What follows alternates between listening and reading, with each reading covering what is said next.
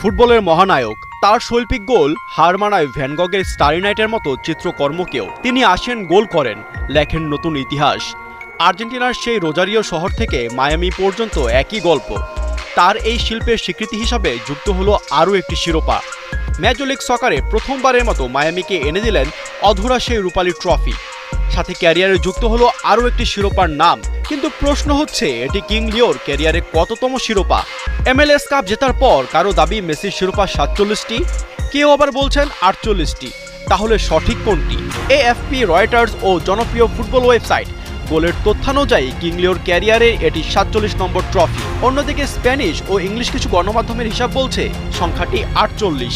প্রথমেই লিওনেল মেসির ক্যারিয়ারের 47টি ট্রফির হিসাব মেলানো যাক। সব থেকে বেশি 10টি লা লিগা, এরপর 8টি স্প্যানিশ সুপার কাপ, 7টি কোপা দেল রে, 4টি চ্যাম্পিয়ন্স লিগ, 3টি ইউএফা সুপার কাপ ও 3টি ক্লাব বিশ্বকাপ। পিএসজির হয়ে মোট 3টি ট্রফি।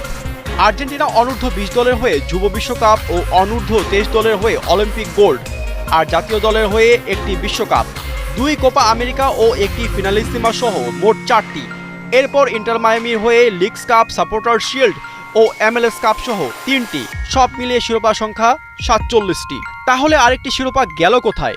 মেসির ক্যারিয়ারে যে ট্রফিটি নিয়ে দ্বিধা আছে তা হলো ইস্টার্ন কনফারেন্স কাপ। যেহেতু এটি মেজর লিগ সকারের মূল লড়াইয়ে জায়গা পাবার একটি ধাপ, তাই ফিফা শিরোপার স্বীকৃতি দিচ্ছে না।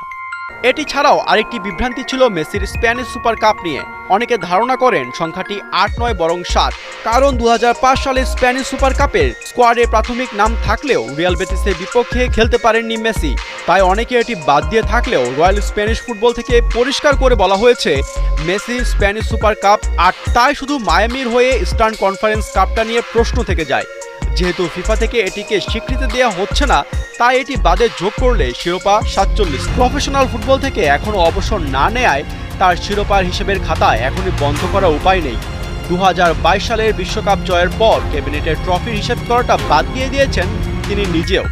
এখন দেখার বিষয় আর কতদিন কিং লিও ব্যস্ত রাখেন বাকিদের, আর মনে মনে বলেন গুনতে থাকো আমার অর্জন, দেখি কতদিন পারো।